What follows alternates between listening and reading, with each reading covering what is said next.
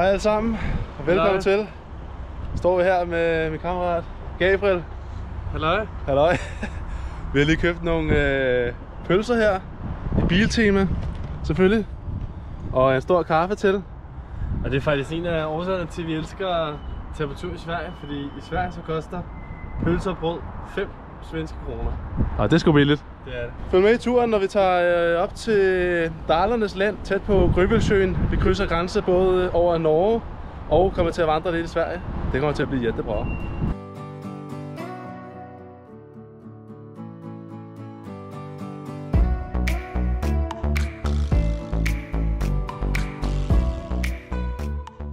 Hvis man kigger rigtig godt derovre, så står der 2 elge, en elko og en kalv.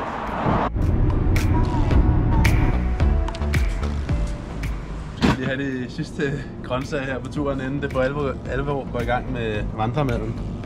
Så er det godt lige at få nogle grøntsager, så vi har nogle vitaminer i kroppen og kan klare vandreturen.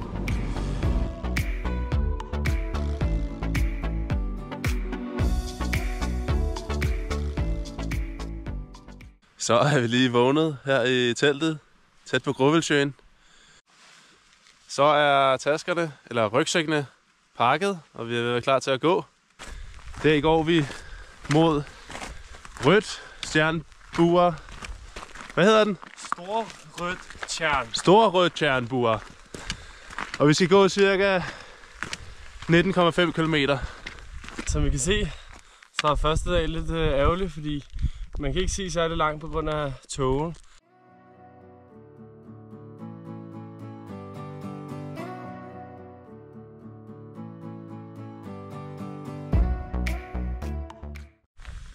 Så har vi lige fundet sådan en lille nødshelter her, hvor man kan gå ind og få varmen og få et måltid mad. Det er meget basalt, der er en brændeovn. Så er der altså bare plads til rygsækken, og man kan lige sidde og tage en slapper. Derudover så har det sådan en nødlader. Så er det mad. Det er selvfølgelig ikke noget mad, vi kan tage af, men hvis man er i en nødsituation herude, så kan man tage af det. Her har vi de gode svenske godter. Vi plejer altid at købe en Vesterbotten ost. Det er altså en rigtig, rigtig lækker ost. Og den her gang har vi så valgt at købe et Dala knække. Lad os smage den. Knækbrød med Sveriges nationalost. Den er jättebra. Og udover knækbrød med ost, så får vi også pølser. Det her det er en svensk pølse med paprika, koriander og chili. Det smager rigtig godt.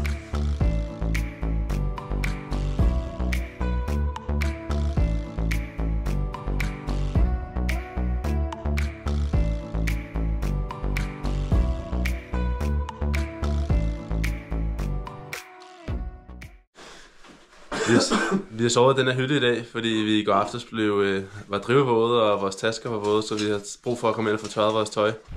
Når man går her i den her del af Sverige, så er der rigtig, rigtig mange sten, som gør det vanskeligt at træde, hvor man gerne vil. Så man skal virkelig fokusere på, hvor man går.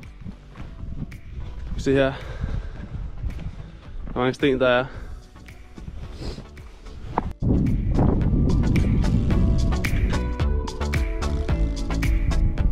STF, eller med andre ord, den svenske turistforening, har sat en masse af sådan nogle hytter herude i de svenske fjelde. Og den her hytte er egentlig ikke åben nu, men den kan bruges til nødsituationer. Men hvis I lige kommer med ind, så kan I se, hvad der foregår derinde. Så vi kommer ind her, så vi taskerne her. Så er der nogle lånesko, hylde, så er der sådan noget brænde, hvis man skal bruge det, køkken, og nogle køjer, man kan sove på her. Rimelig lækkert, rimelig lækkert.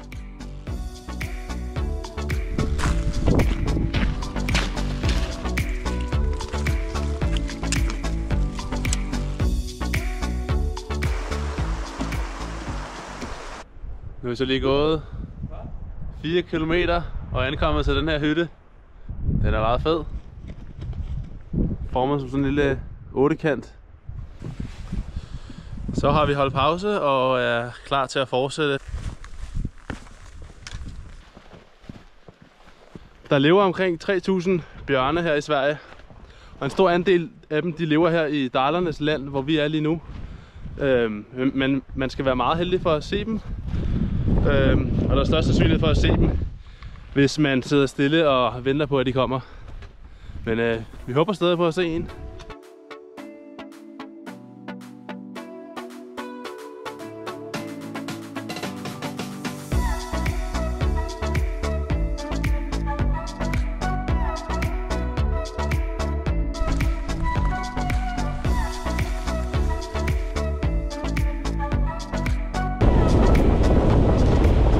Så vi kan se, så blæser det lidt her.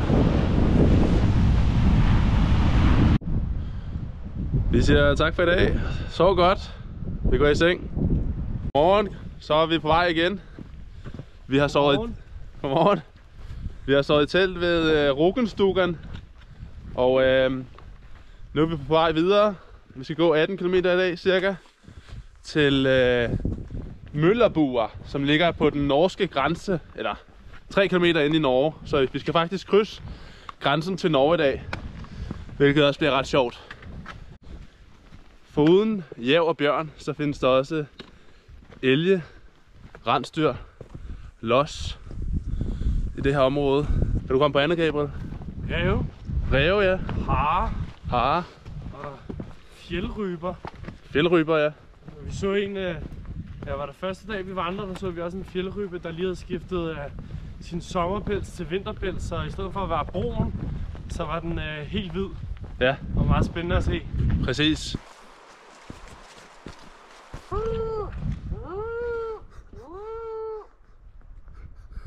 Hvad fuck?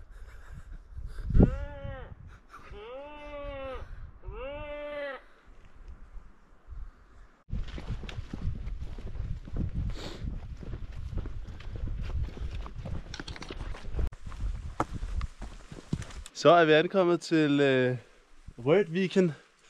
Vi er gået de første 8 km. Nu er det tid til at have rygsækken af, skoene af og tage en slapper. Prøv lige at se den her udsigt. Wow. Det er godt nok flot. Løg. Det gør det godt. Meget. Så har vi holdt pause og er klar til at gå videre. Det kan simpelthen noget af de her pauser, hvor man lige får tasken af og ligger ned. Især med den her udsigt, der er her, ikke?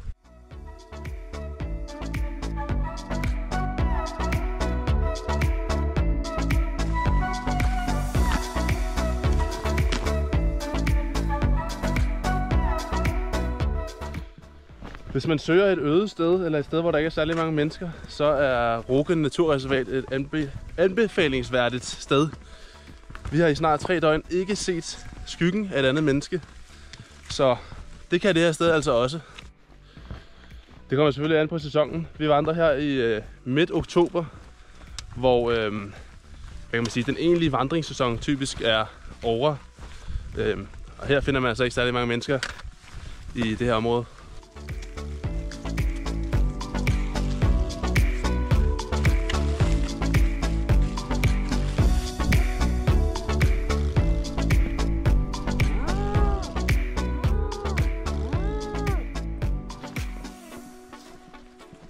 Nå, nu er det officielt, at vi krydser den norske grænse her om lidt. Og vi har desværre glemt vores pas. Så vi må se, om vi kommer ind. Krydser fingre for, at de lukker os ind. Krydser fingre. Prøv at kigge her engang. Nå. Det var ikke mange, der sad der, hva'? Vi går bare ind. Nu er vi kommet ind i den norske grænse, så overgår vi til de røde teer, som vi følger. I Sverige var det orange prikker.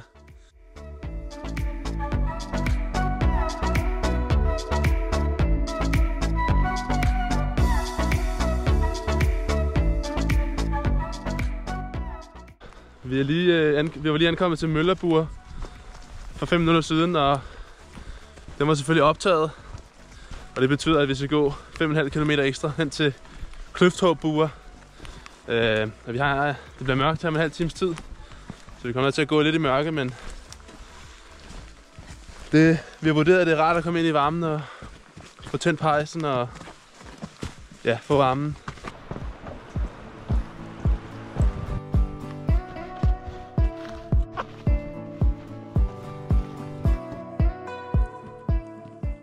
Godmorgen. Vi endte ikke med at komme frem til hytten i går, fordi at vi ankom til en flod, der var 10 meter fra hytten, som vi ikke kunne krydse. Den var alt for dyb, og der var for meget strøm. Så vi stod teltet op og sov her i stedet. Og det har været ret koldt i nat, men vi har klaret den. Vi overlevede, og vi har sovet godt. Det er den her flod, vi vil se, om vi kunne krydse i dag. Men den er simpelthen for dyb, så vi kan ikke krydse den.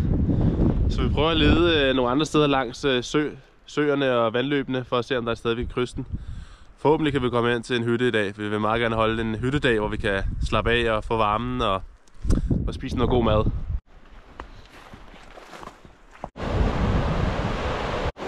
En af de ting, vi leder efter, når vi krydser floden, det er et sted, hvor vandet er relativt stillestående. Og helst ikke dybere end til knæene. Og så må det gerne være et sted, hvor floden er ret bred, så strømmen er svagere. Men lige her er det for stærkt, så vi leder videre. Og det skal også lige siges, at det er 1 grad lige nu, og det føles endnu koldere. Så vi vil helst ikke blive våde, uden at kunne få varmen igen. Så det ikke begynder at blive farligt. Den her sø lige til venstre for os, den hedder Frys ihjel Tønder. Så der skal vi ikke ned. Det må betyde, at det er ret koldt. Eller at vi kan dø, hvis vi går i den. Så den lader vi være med at gå ned i.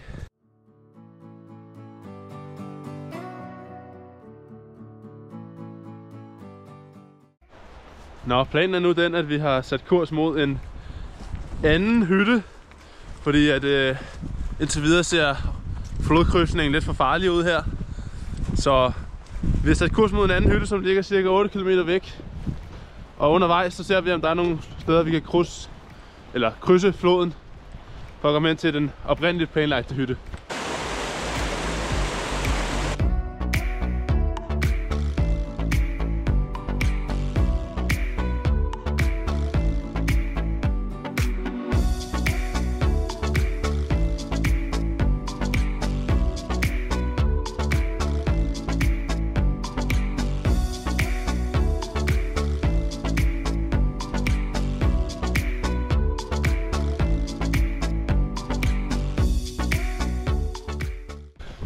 Imens det havler her i Femmundsmarker, så går Gabriel og synger lidt på ungarsk. Nogle dejlige fødselsdagssange og lidt af hvert.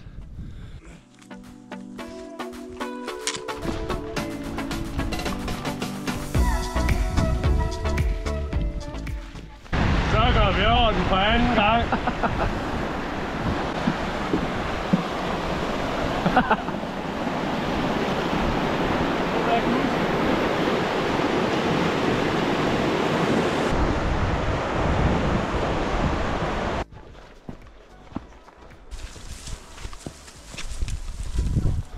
Og der er ikke nogen. Så har vi fundet Ruskhøjerbuer. Det er anden gang, vi er her. Vi var her også for 4 år siden. Prøv lige at komme med. Hold kæft, hvor ser den fed ud. Det er ikke første gang, vi er her. Det er det sgu ikke. Så vi kender det. Skal lige prøve at komme ind og kigge her? Nej. Det kalder sgu på en hyttedag, hva'?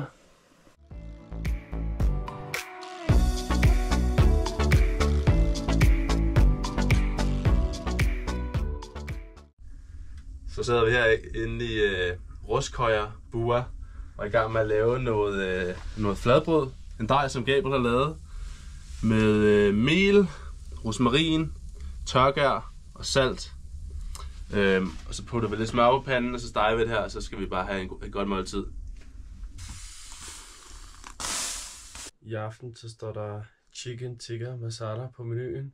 Frysestør selvfølgelig, så det vil jeg lige smage på her.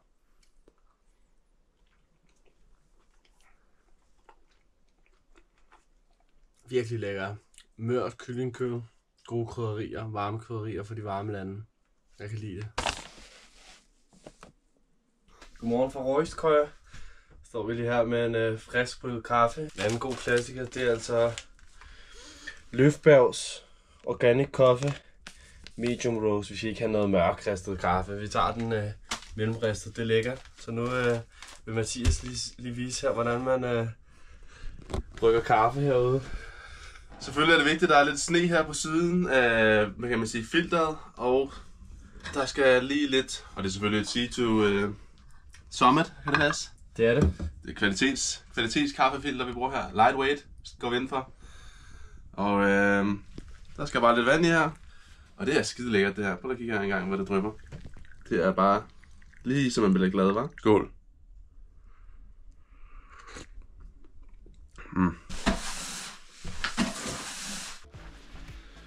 Så er vi klar til at tage afsted. Vi har faret hytten. Vi har gjort rent. Klar til næste hold. Lukker I til her engang.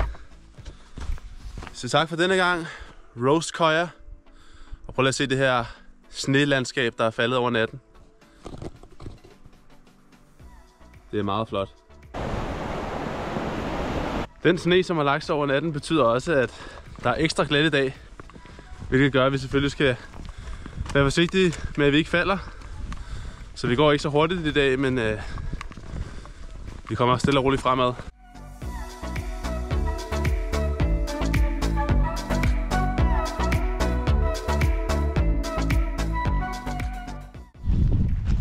En lille sjov historie om den hytte, vi sov i nat.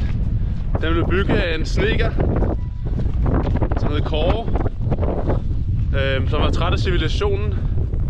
Og så begik han sig ud her i Femmundsmarker Nationalpark. Og i 1945, der begik han sig ud på Femmunden på noget, der minder om fjeldski. Og han faldt igennem isen, og det eneste, der blev fundet af ham, det var hans ene skistav. Så han druknede simpelthen i søen, der hedder Femmunden, som ligger her vest for Femmundsmarker Nationalpark. Femmundsmarker Nationalpark er et rigtig godt sted, hvis man søger nogle øde hytter.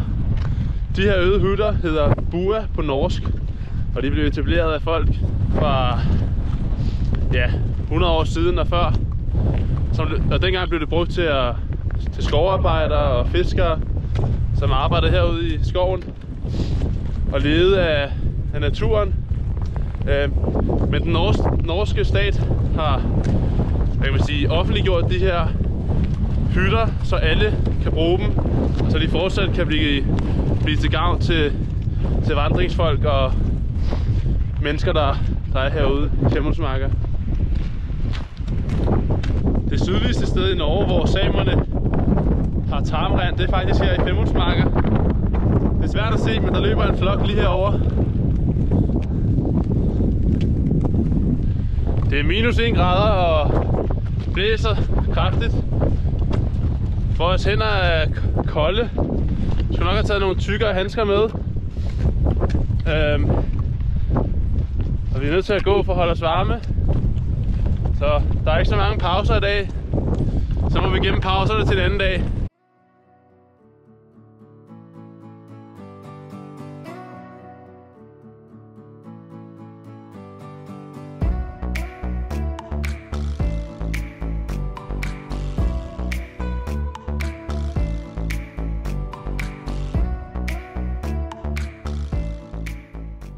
Nu står vi her ved Sukurisset. Vi har gået 20 km uden pause.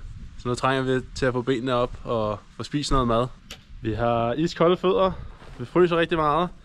Nu er vi på vej videre til at finde en teltplads, hvor vi kan slå vores telt op og sove for i nat. Så har vi fundet teltpladsen her for i aften. Og vi skal bare ind og have varmen lige om lidt, efter vi har spist noget mad.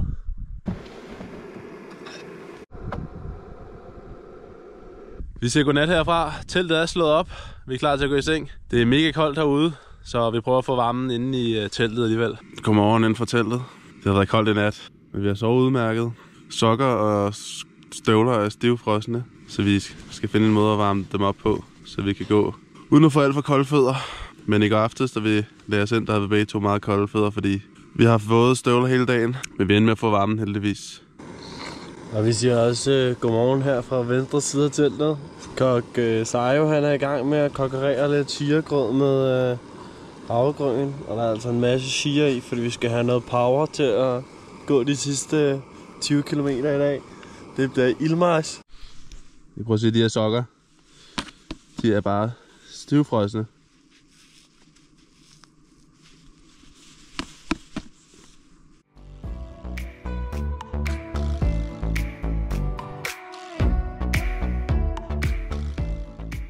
Vores støvler er stivfrossen her til morgen, så vi kan dårligt nok få fødderne ned i støvlerne, og vi kan slet ikke spænde dem særlig meget. Så vi er nødt til at gå lidt før, at støvlerne bliver varme, og derefter kan vi spænde snørebåndene. Godmorgen. Vi har gået i cirka 30 minutter, og vores fødder er stille og roligt ved at blive varme igen. Det er meget dejligt. Nu er klokken 9:30, og vi skal cirka gå 19 km hen til bilen. Det er rigtig dejligt at komme ind i bilen og få tørret vores tøj, eller få varmet vores fødder i hvert fald. Vi vil prøve at nyde den sidste dag også. Prøv at se det her solskinsvejr. En dag som i dag, når man vågner, og det bare er koldt, og ens fødder er virkelig våde og sådan noget, så kan jeg godt have en tendens til at bare tænke, nu skal jeg bare hjem. Men for mig handler det også om at prøve at nyde det sidste fjeld og suge det ind. Især når det er lige omkring minusgrader, eller 0 grader, lidt under 0 grader, og solen skinner, så skaber det bare sådan en fantastisk følelse i kroppen. At der både er varmt og koldt samtidig. Men prøv lige at se det her, hvor stort det udsyn der er i dag.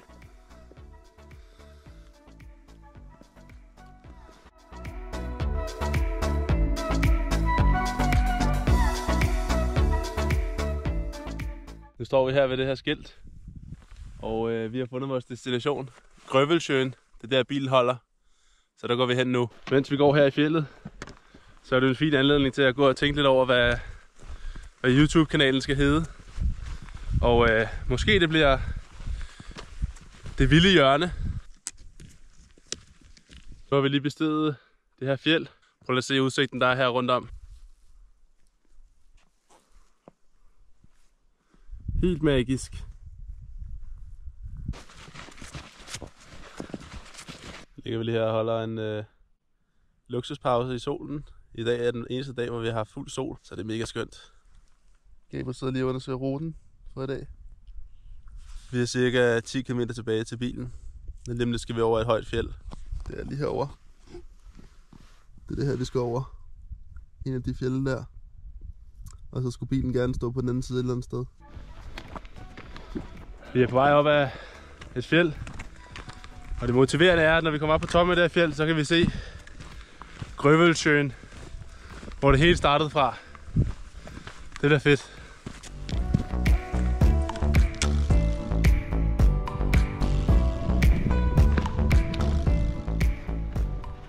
Herovre kan man skimte, hvor det er, vi er på vej hen. Vi er 6 km igen, og så er vi der. Så er vi tilbage ved den svenske grænse. Denne gang er der heller ikke nogen grænsekontrol, så vi får lov til at gå ind. Når kompisen din hiver en king size Snickers frem, og du tænker tysk for dig selv, hvorfor har indianeren sådan en? Nå, så er vi lige ankommet tilbage til bilen efter en hård vandring. Cirka 120 km. I dag var jeg også en hård etape. Vi så desværre ikke nogen bjørn, jav eller elg, som vi håbede på. Men det var en rigtig god tur alligevel. En god tur kombineret med dale, skove, fjeldvandring og en masse fede hytter. Har du noget at tilføje, Gabriel? Nej, ikke udover. Det har været en meget fin tur, og vejret har været med os mange af dagene. Og ja, vi er godt ømme i bilen og er trætte, klar til at sidde lidt ned i bilen. Lige præcis. Men tak for en god tur. Selv tak. Og hvad hedder det? Det skal lige siges, at hvis I er interesseret i at gå den her tur, som Gabriel og jeg vi har gået, så sender jeg lige et link ned i beskrivelsen, så I kan gå ind og finde ruten. Og ellers er der ikke så meget andet at sige, end hvis I kan lide den her video, så må I meget gerne subscribe, like eller kommentere. Ha' det godt indtil da. Vi ses!